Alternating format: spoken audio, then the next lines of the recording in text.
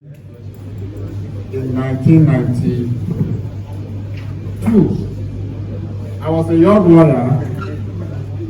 Because I'm a very passionate person, I was in the movement that was advocating for the end of military dictatorship in Nigeria that started in 1966, that set our country back by so many decades. Because at independence, we were both China, Singapore, Taiwan, Brazil, Indonesia, and today all these countries I've mentioned, they are in the league of developed countries. So we thought that it was the military that set us back. But you know that the first thing that happened when the military intervened in politics was they plunged us into a civil war, a tragic civil war, where more than 3 million people died. I was also a victim, because I was born just around that period, 1966. My father was in northern Nigeria, and he had to leave back to eastern Nigeria, because there were a lot of killings as a result of the coup, and people from eastern Nigeria were asked to return home. So when I left school, I joined that movement, and I started writing here in Calabar. And it was not easy to challenge the military. They had suspended the constitution, they had suspended the fundamental rights provisions of the constitution. So when you talk against them, they just put you into the cell, and you remain there. And sometimes some of my people who were also involved in that struggle. That year, I used to write for Guardian newspaper, This Day newspaper. So, and I wrote many articles on governance and all facets of human endeavor. So when the social media came, Facebook in the mid-200s, I've written more than 2,000 articles. So this is just the beginning. This book is just the beginning, because I intend to come out with volume 2 and volume 3 of all I have written. And my topic, culture, governance, human rights, history, philosophy, and international politics. So I thank my wife for tolerating me, because I don't sleep. I'm always writing. And sometimes she will quarrel, and I'll just keep quiet. But she will turn back to help me edit whatever I write. She's very meticulous. Me, I'm slapdash, So, one of my cousins who is into book publishing advised me that I saw what I've written over the years into a book. So this is the volume 1, and volume 2 and 3 will come out. Well, I was on Channel TV, and my interviewer was trying to pull my leg. So I said, I'm going to come out with a bombshell. A lot of people thought this book is a bombshell. Wait, the bombshell is coming out. Yes, I was because of that, I put my life on the line. And that government turned against me, to scandalize me, to persecute me for nothing. I didn't take a kobo of Nigerian money. I'm very proud of myself. I am one of the few Nigerians who have published their Access Donation Form. When I went into government, I did in 2016. When I came out, 2019, I challenged the man who appointed me, who was later, used against me. Let him publish how much he made in government and how much he had before going into government. So that one will come out. This one is just, it's not the bombshell. So it's not the bombshell. It's made up of so many, like a cocktail of so many disciplines in the humanities and law. And my own school, the school I subscribe to in law is the sociological school. The law has a lot of schools, realism, sociological school, natural school, positivist school. But I subscribe to the social school, sociological school, Because as a lawyer, you are a social engineer. So I'm a social engineer. I want to educate Nigerians so that they will know their rights, so that they will become conscious. If they become conscious, the government will not steal our money. The government will respect us. The government will not plunge us into excruciating economic hardship. So that is my mission, and I will continue to do it. Some people are not comfortable. They say I write too much. And there's nothing wrong with writing. Yes, if you want to be like me, you are welcome. But I don't see anything wrong in speaking truth to power.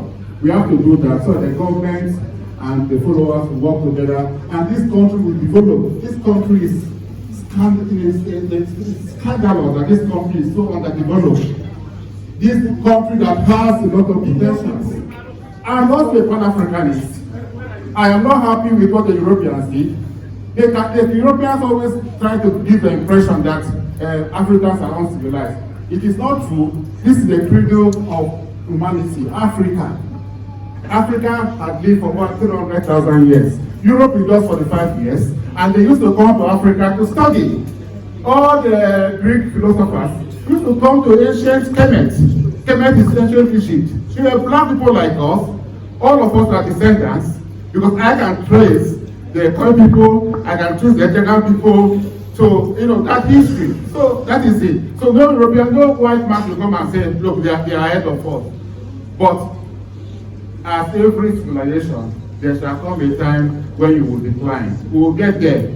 And when we get there, Nigeria will be in the forefront. Who came out on the other side, anti-establishment. Anti-establishment. Yes, I was the first lawyer in Calabar or in Cross River State to start talking against government. I am. So she used to stood beside me, encouraged me, gave me cases to do to earn a living. Because it's not easy to be anti-government in this part of the country. Everybody will see you as an outcast. To the glory of God Almighty and the advancement of humanity, on behalf of Senator Al Makura, I will launch this book, 5 copies of this book for the princely sum of 5 million naira.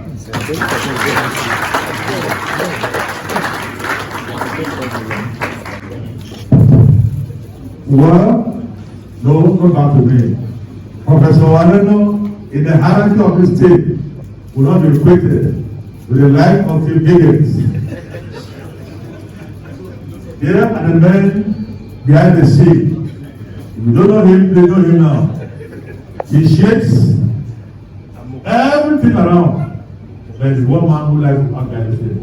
Please, sir. Chief. Oh, sorry. Hi, Chief. Hi, Chief. Be very high. Thank you so much, first of all, for Chief Obono-Obla to have invited me. It's a privilege to this book launch. And second of all, SSG. When you say hierarchy of the government, I am an government. That notwithstanding, I would like to launch the book, 2 copies with 2 million naira.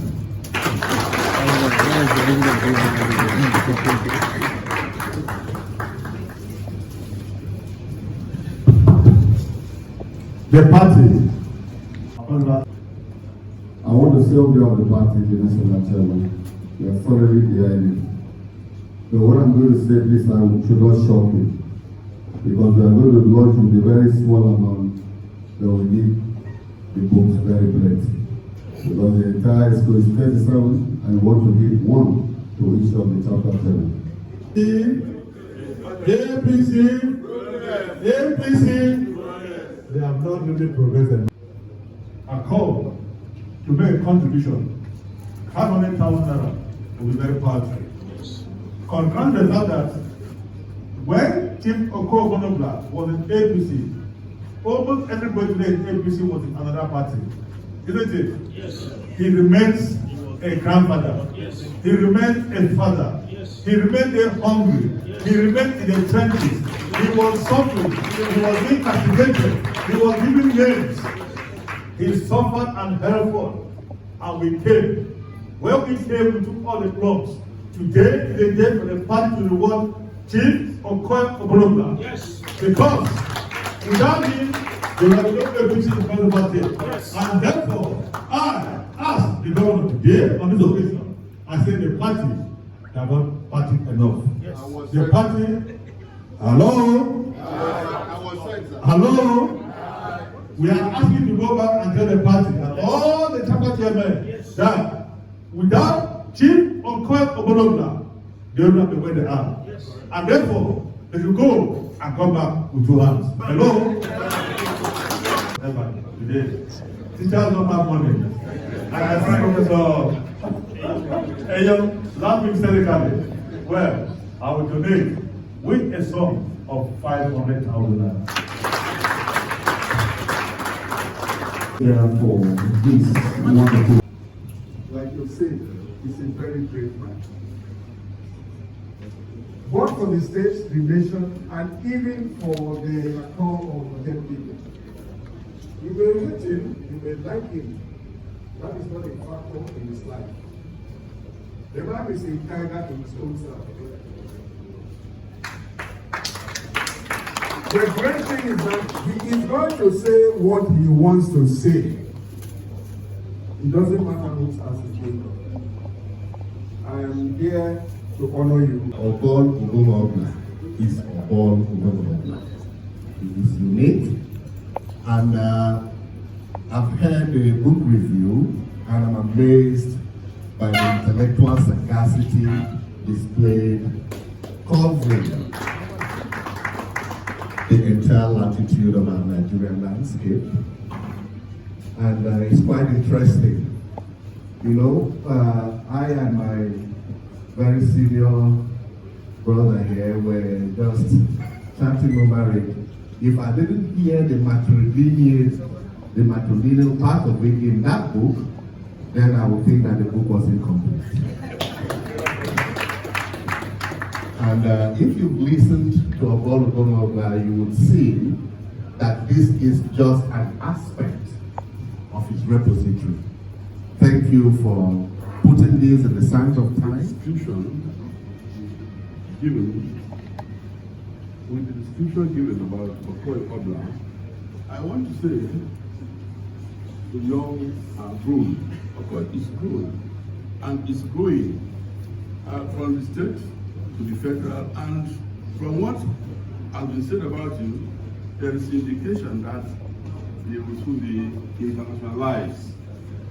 And I know him to be a man who is restless. And I mean that positively. I know him to be a man who is hardworking. Sometimes I wonder, given the fact that he's a traditional ruler and a very busy lawyer, I wonder where he gets the time and the energy to put into a project as massive as this. The significance of this book launch. Yes. Yes, my brother. Thank you. To the generality of cross-variance and Nigeria at large. Well, first of all, there was a statement that was made. I don't know who made it, but the discipline to articulate thoughts, put them together, and put them down is not an easy task, and it's not given to everyone. And so when you have people who are able to do this in a very intelligent way, they must be celebrated. Because really, we are here today, we are no more here tomorrow. To the ability to leave a legacy, to leave something behind, to leave intelligent words on paper behind, to help the human environment, the humanity advance. For instance, he's talking about the broken promises of Nigeria, the broken systems in Nigeria, crying out and saying, we can do better. If we put this, it will help our children and guide them. So for me, it's a celebration of some sort. Celebration of ideas, celebration of new methods, new ways, the way to go. So on behalf of Amakura, I'm very grateful and appreciative to Okoi Obono-Obla.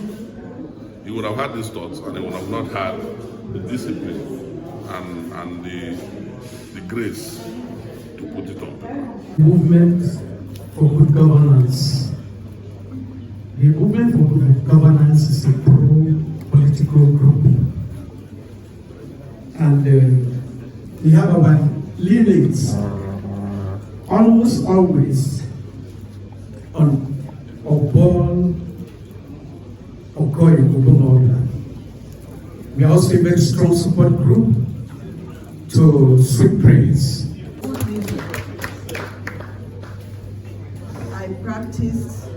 I've practiced medicine for 54 years.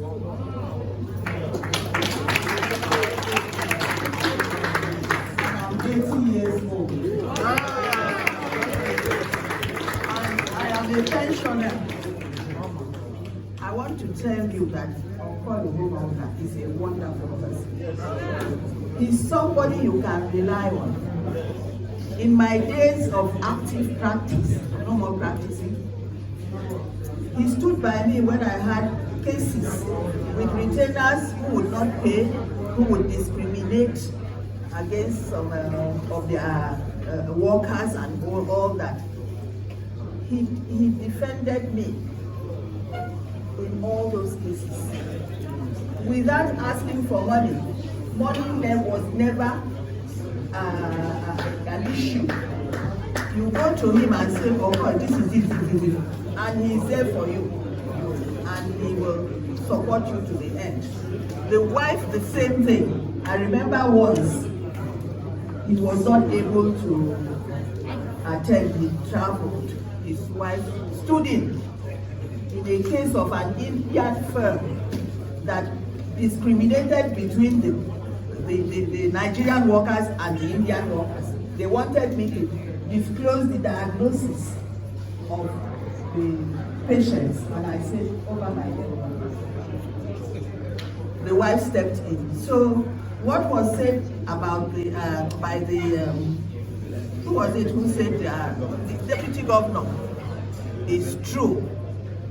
They are together, supportive of one another, and we should learn a lot from them.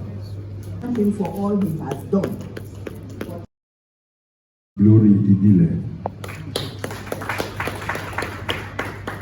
Permit me, ladies and gentlemen, to use this as people of non-Yako origin.